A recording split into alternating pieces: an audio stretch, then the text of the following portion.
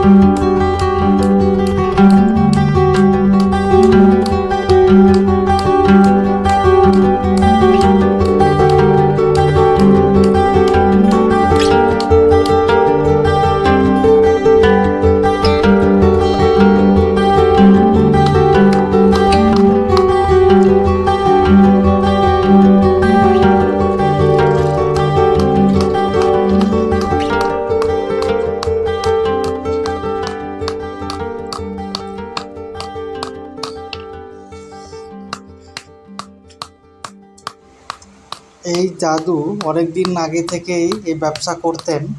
তো আগেকার দিনে বিভিন্ন রকমের আকৃতির দিত, এখানে শিলে পাথরের উপর কেউ মাছের ছবি দিত, কেউ হয়তো কোনো ফুলের ছবি দিত।